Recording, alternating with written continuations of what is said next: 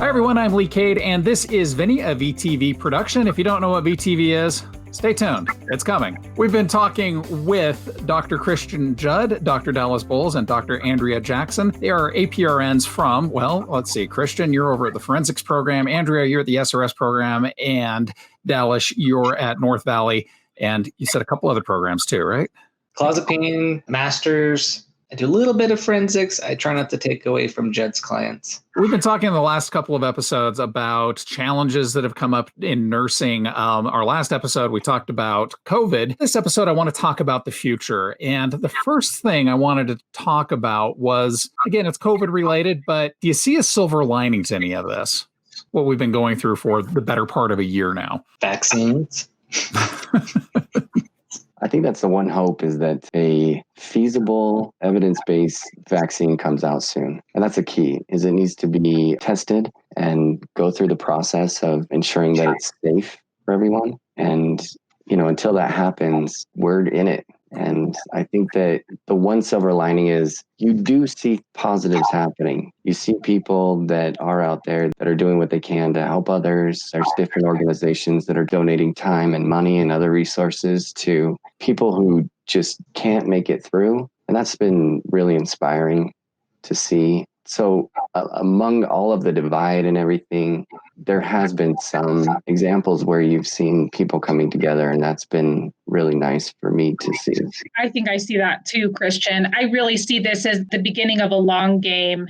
And if I've seen a silver lining, I have a lot of compassion generationally, what people went through in the 60s, or what people went through during the Spanish influenza. And I feel very connected in a human experience. And I have a lot of compassion for my grandparents who just had to shut down, put their heads down, and get through life. And what I would like is if this was a point of recalibrating priorities. I know it's been that in my life. We're actually moving because we spent all summer out in the woods and hiking and are taking care of our 3rd-acre property. It fell apart real quick. Our priorities became really clear. So we're downsizing. We're making time for more free time, more family time. Just Dallas and Christian have been talking about, and self-care being so important. And that's not going to be everybody's experience. And healing and making meaning out of this is not happening for everyone right now. Some people are just so in the thick of it. And I think I paraphrased the quote of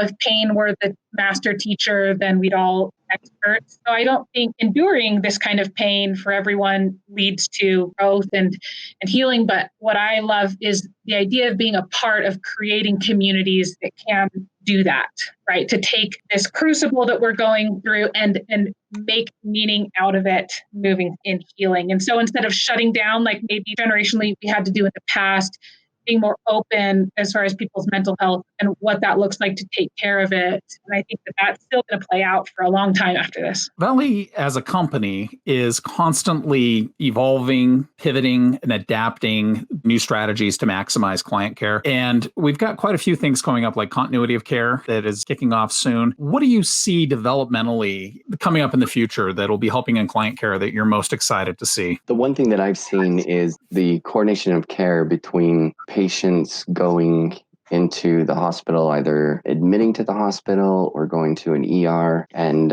we have a team that's watching those and informing each of the different treatment teams of those admissions. So that way we have a thumb on what's going on with these clients outside of Valley. And so that's one thing that's been, I feel, helpful to have that piece. Yeah, I know I worked a bit with actually FlexCare and SRS doing exactly that, letting people know when their clients went into the hospital or if they had to get an extended period of care. So it was a fun project to be part of. How about you, Andrea? Do you see anything coming up that you're excited about? I think I'd mentioned in the previous episode that I got into this with the idea of preventative care.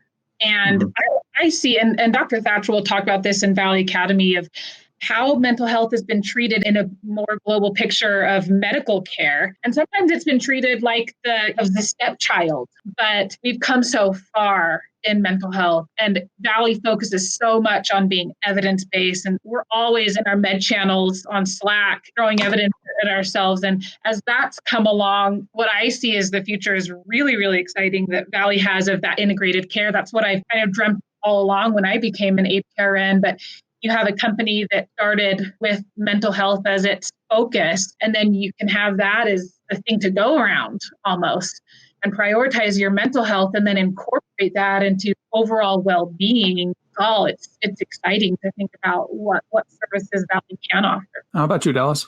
I think a couple meetings ago with Dr. Thatcher, he says that he wants to get Joint Commission certified, which is a high bar to have as an institution. So if you can get that gold standard star, that speaks volumes to people who want to come to Valley. And I think it will happen. It will just take some time to change some of our protocols, our thought processes and things like that. But that high standard is something I'm excited to have. Joint Commission certification is like, it gives me the chills because that's the standard that you get at some of these level 1 trauma centers around the Valley. And the second thing I want to piggyback off of what everyone else is that they have the integrated care. They have that medical clinic to where I can send my clients that need to get their blood pressure checked. They have diabetes that isn't being managed. And I can be like, hey, Valley does this now. Let me send you to this specialty clinic, so they can receive medical and psychiatric care. That wraparound care piece is really exciting. One last question, then I'll let you go because I know that your schedules are incredibly packed. When we got started, before we started recording, I was joking about how my entire exposure to nursing and medical care in particular was formed by shows like MASH and Scrubs. So I know that that's not at all even remotely realistic. What do you wish people knew about your field of work that they just don't get? I think that's a tough question. It is. I mean, because first, it's so complex because first you're a nurse and now you're a quote unquote doctor nurse. So what is it you do here? Right. Is what I often get.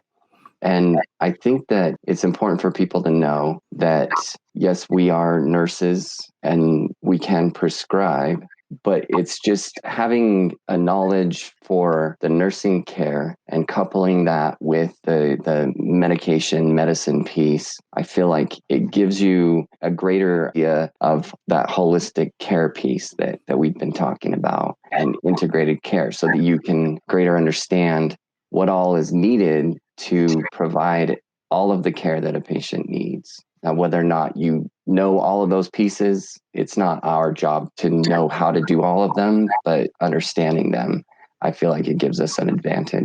I do think, it would be great if there was more clarity for people as a whole to know an LPN, a registered nurse, an APRN, and it really gets confusing because there's some wonderful registered nurses with Valley. And so we're not really representing what those RNs do for Valley. And I'd love it if they were interviewed. And so Valley itself knew what the different roles that we fill. And we've mentioned how wonderfully diverse nursing is, and being able to step into this more expanded role is, I think, what the challenge of APRNs is moving forward is taking that role that we're taught as a nurse to see globally. And Dallas mentioned this earlier about when you're really working at the bedside and you're seeing the patient connected to all their family members, and you're working with social services to discharge to the community, you really don't see them as just pathology and as just having medical needs. And if we can integrate all the best things about nursing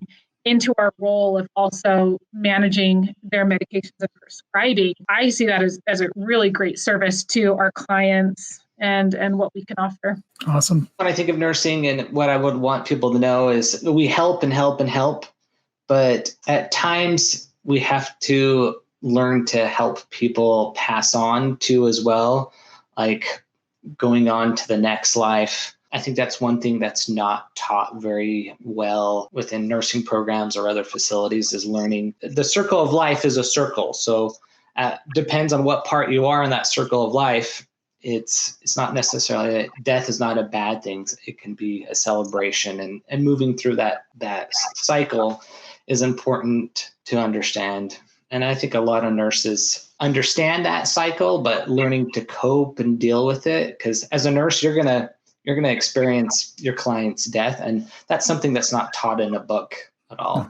So it's not. Well, that wraps it up for our look at nursing. Dr. Judd, Dr. Jackson, and Dr. Bowles, I really appreciate you taking the time. I know your schedules are incredibly packed, so we'll set you free to continue providing outstanding care to all of our clients here at Valley. Thank you so much. Thanks, Steve. Thank you.